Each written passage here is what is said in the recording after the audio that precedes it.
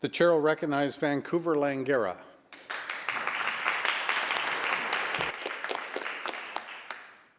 Thank you, Honorable Speaker.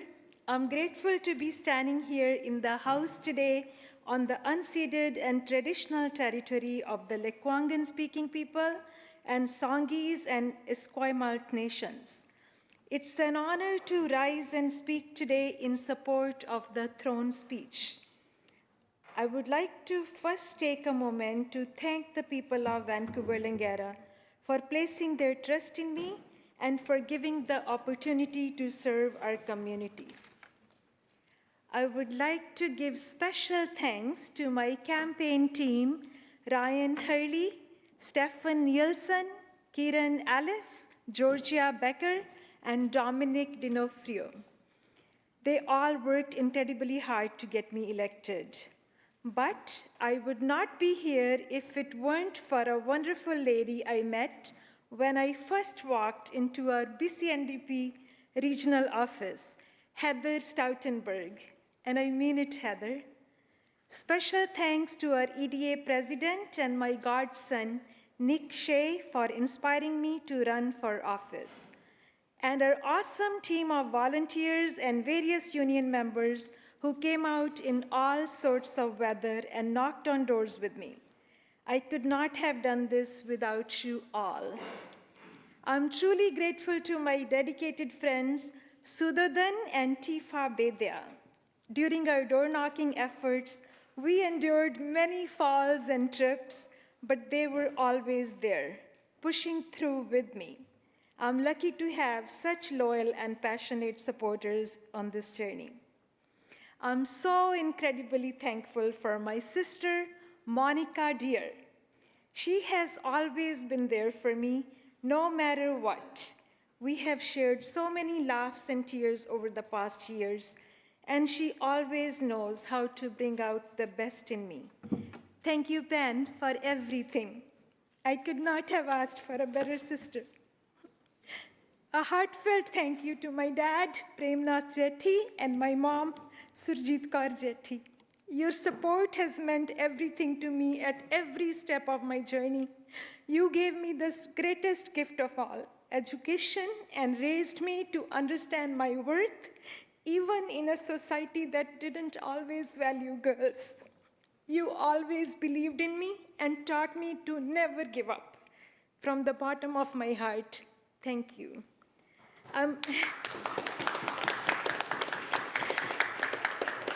especially grateful for my amazing children, Arun and Kevin. You both work so hard and are doing so well in your lives, which has allowed me to focus on other important things. I'm so proud of you, and I can't thank you enough for making this journey easier for me. Love you, Ernie. Love you, Kevo. Last, but certainly not least, my husband, Navdeep Dhir. He is the most selfless person I know, the best husband and father of my kids I could ever have hoped for. Throughout the campaign, he always made sure I had a fresh cooked meal, though I'll admit sometimes it was freshly cooked frozen pizza. I can't thank him enough for his dedication, love, and all the little things he does for our family. Love you, Deep. Let me take you back to 1992 when I was 21 and I arrived in Canada with 2 university degrees and 2 suitcases, packed with hopes, dreams, and a bit of fear. Fast forward to November 2024, when I walked into this beautiful building, I felt those same emotions, so many dreams and aspirations, yet still a little bit of fear in my heart as I stepped into the unknown once again.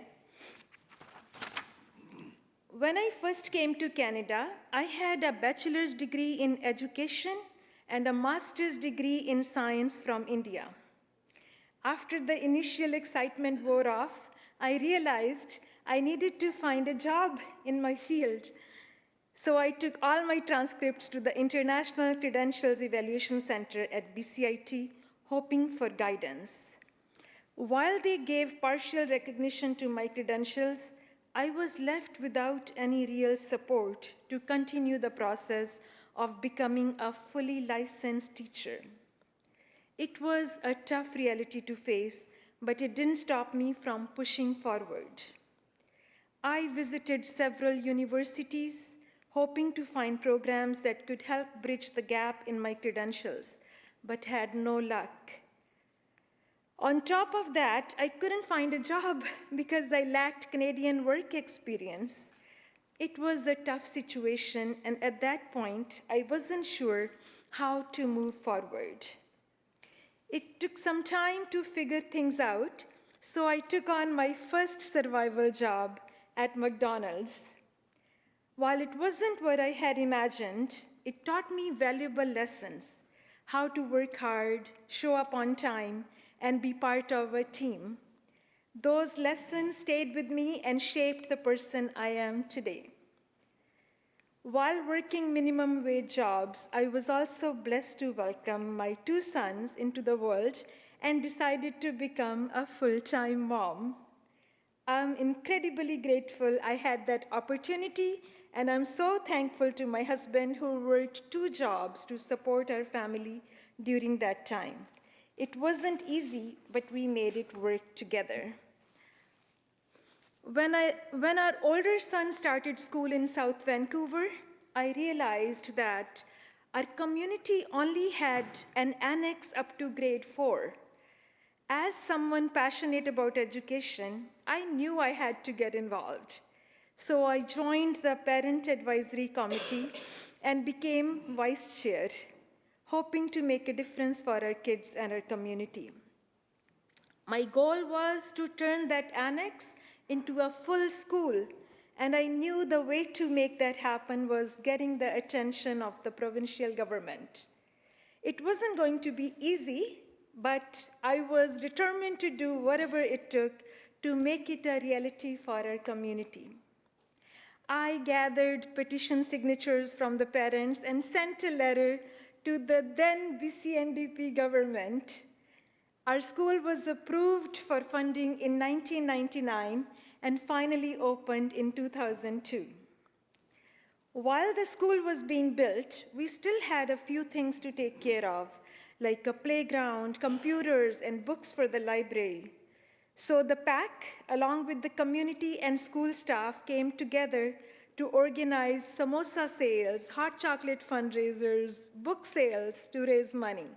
By the end of our first year, we had raised enough to buy 200 books, 10 computers, and even build the playground from the ground up. It was amazing to see how the community came together to make it all happen. This experience taught me that when public servants and communities come together, we can truly move mountains. It's incredible what we can achieve when we work together as a team. To this day, I still consider upgrading the annex to an elementary school was my greatest achievement. It's something I'm incredibly proud of, and it means so much to have been part of something that made a real difference in our community. During that time, I had the chance to help many immigrant women learn conversational English, and that experience truly inspired me. It led me to pursue my Teaching English to Speakers of Other Languages diploma at Vancouver Community College and eventually become an English language teacher at Success, a nonprofit organization. It's been such a rewarding journey, helping others find their voice in a new language. While working at Success, I had the privilege of connecting newcomers to Canada with the support they needed, whether it was related to employment, health, education, or other services. It was incredibly fulfilling to help them navigate their new life here and find the resources that could make a real difference.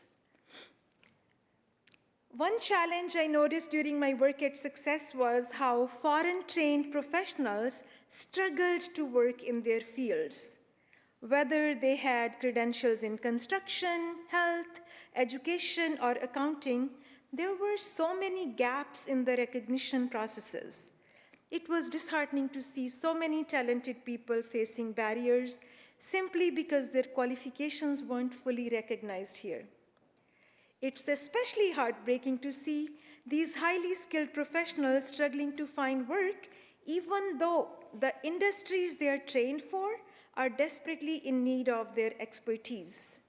It's a tough situation, and that should not be happening, and it has always stuck with me. As I saw this happening more and more, I couldn't help but wonder, what more can I do to help? It really pushed me to think about how I could make a difference and support those who were facing these challenges. Last year, Mr. Speaker, I made the decision to run for office because I truly wanted to make a difference in my community and do everything I could to help. It felt like the right time to step up and be a part of the progress we've been waiting for. In the 4 months since I was elected as a member of the Legislative Assembly, I have had the privilege of meeting so many amazing people: students, educators, workers, business owners, community leaders, and so many others who are the heart of our communities here in BC. It's been such an inspiring experience, and I'm grateful for the opportunity to connect with those who are making a real impact. Every day, I'm reminded of what a true privilege it is to serve and represent the people of British Columbia. It's an honor I don't take for granted, and it keeps me motivated to do my best for all of you. I'm truly grateful to my colleagues and fellow members who stand beside me in the House today. Your leadership, knowledge, and shared commitment to serving the people of BC inspire me every day. It's a privilege to work alongside such dedicated individuals. As an immigrant, I often find myself reflecting on how lucky we are to live in such a beautiful place. The opportunities this province has given my family and me are countless, and I'm truly grateful for all that we've been able to build here. That same sense of gratitude and pride should extend to the people and communities we serve every day. They are at the heart of everything we do, and their well-being is what drives us. We have a responsibility to ensure that British Columbia remains a place of hope and belonging for everyone. It's up to us to ensure that everyone feels welcome and has the chance to thrive here. As highlighted in the throne speech, our government's top priority is to make life in BC better for everyone. This means making housing more affordable, improving access to healthcare services, providing better support for education and skills training, and creating more opportunities for people to obtain stable, rewarding careers. Let's work together to build a BC where everyone belongs, everyone can get ahead, and no one is left behind. As a first-generation immigrant and someone who has long advocated for newcomers to Canada, I truly believe that welcoming international professionals is crucial to building a stronger and more prosperous BC. Their skills and perspectives are essential to our growth and success. I'm honored to serve as the Parliamentary Secretary for International Credentials.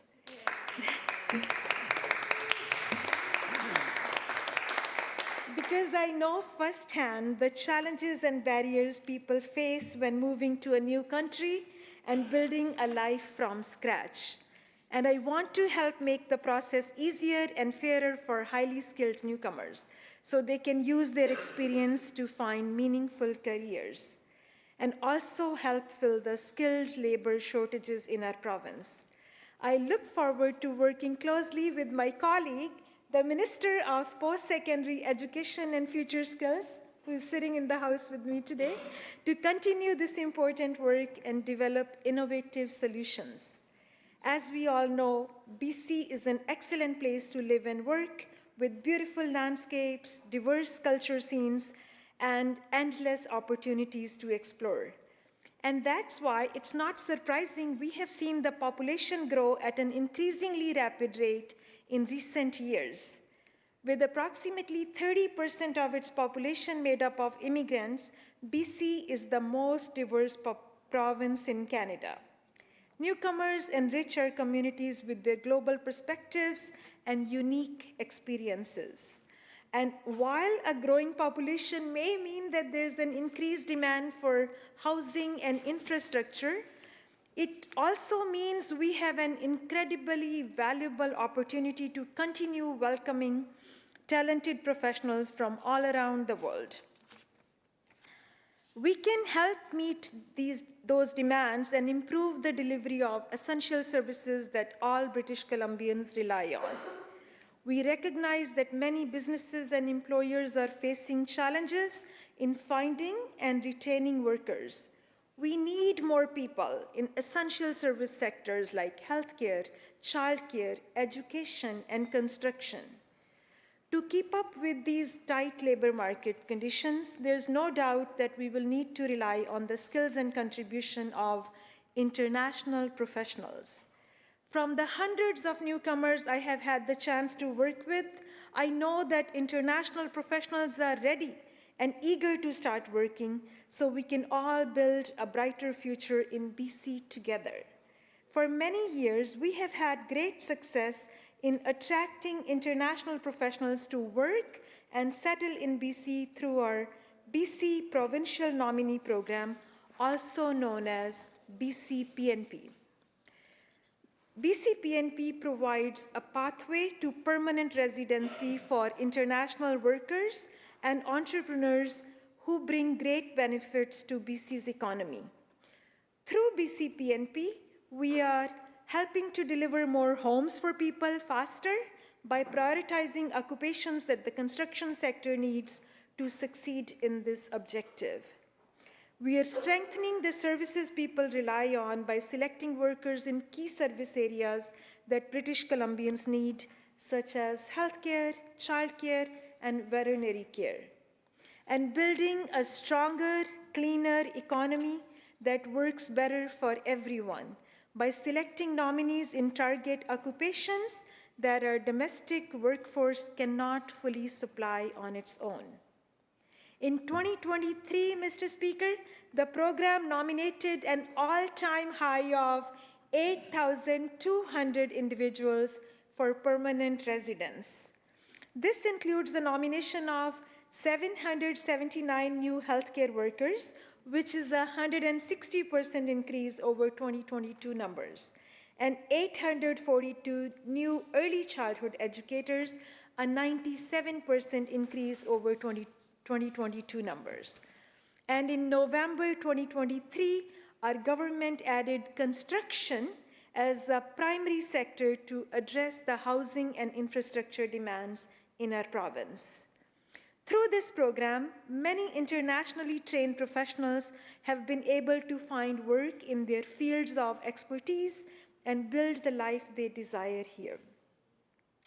Now, the federal government's recent decisions to reduce immigration targets and restrict study permits for international students undermine our government's values and workforce development efforts. The new targets and international student cap will have a significant impact on both the post-secondary education sector and the skilled workforce.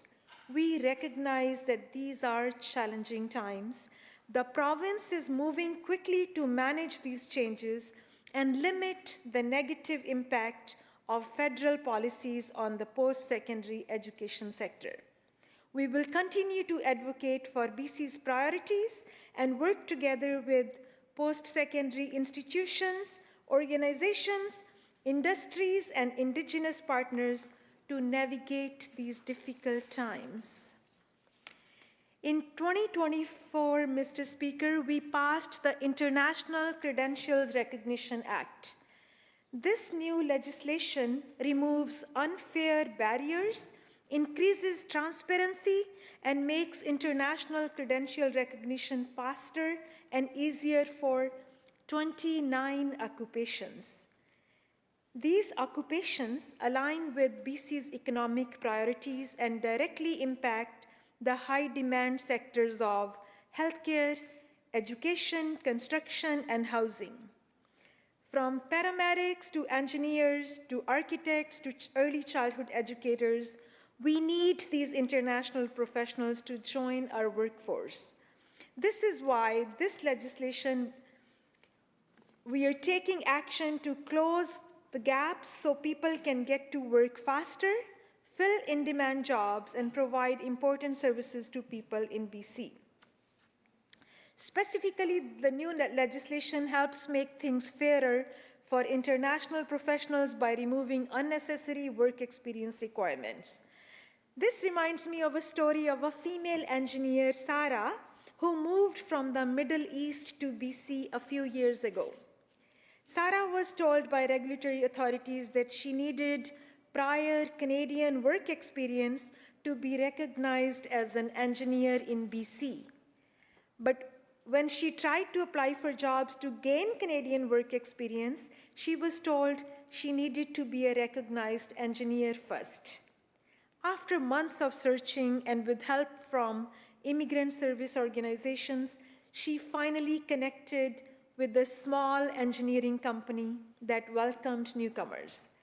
She worked hard to demonstrate her abilities and prove she had the qualifications to work as a permanent employee.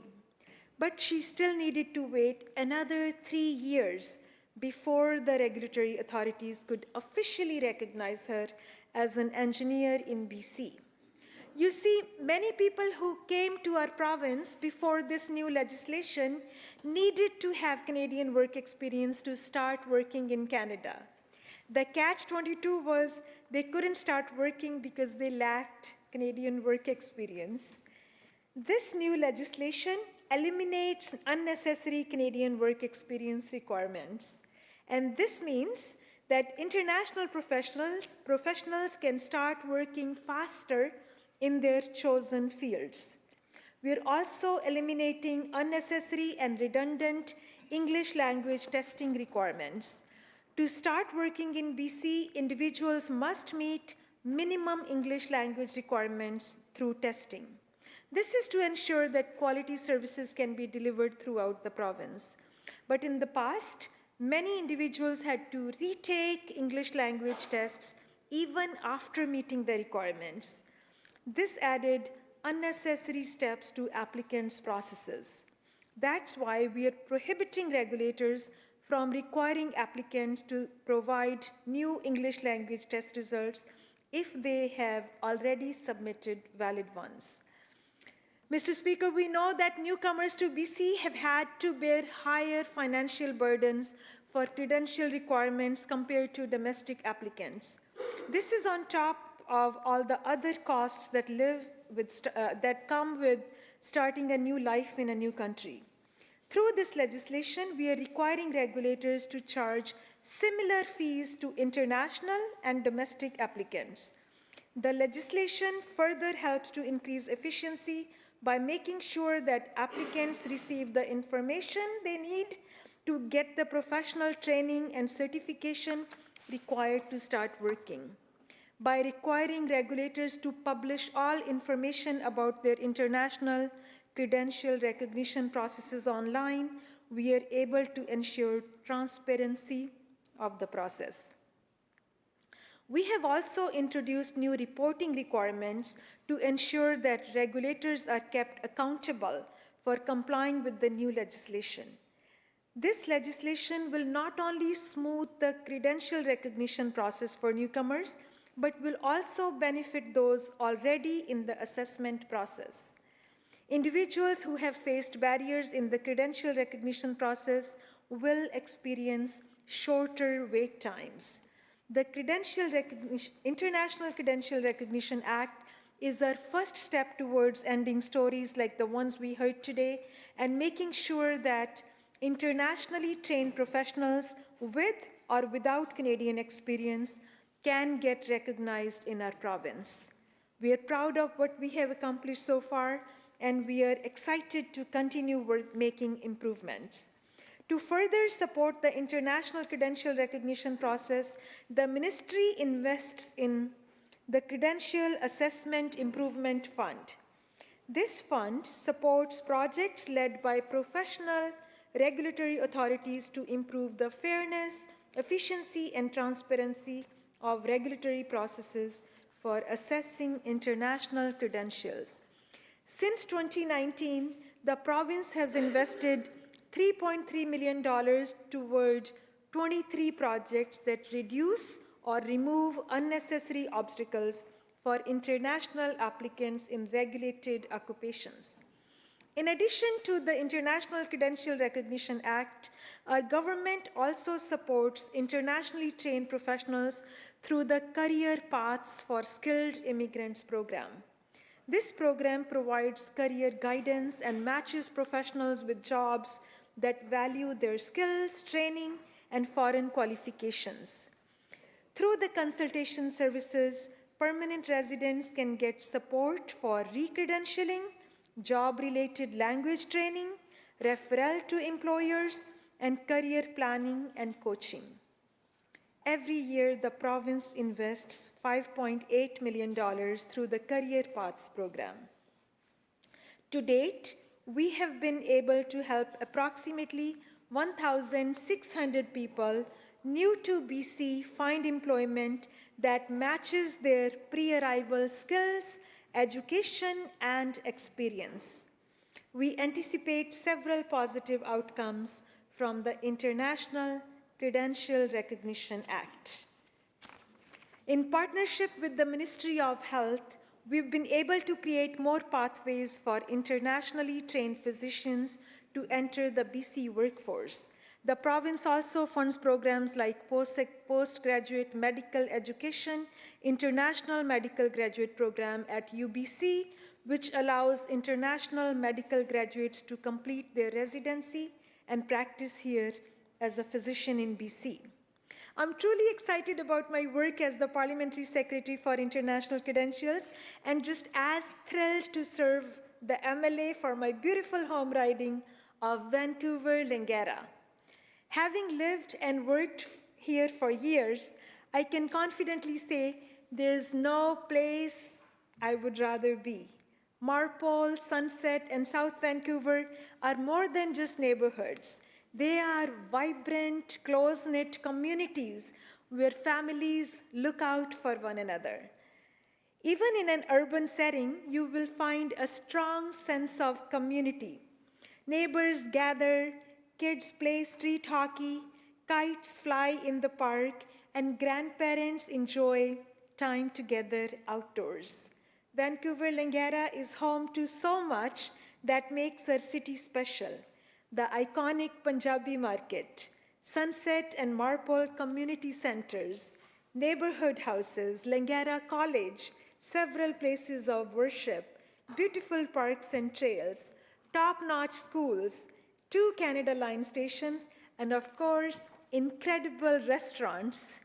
Our constituency office is right in the heart of the Punjabi market on Main Street, where our amazing team, Amy Lee, Kathleen Serrano, and Kayla Charchak, is always ready to help constituents with their provincial matters.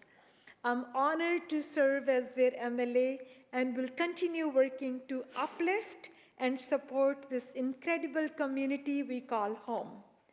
Thank you, Honorable Speaker, for the opportunity to speak in support of the throne speech.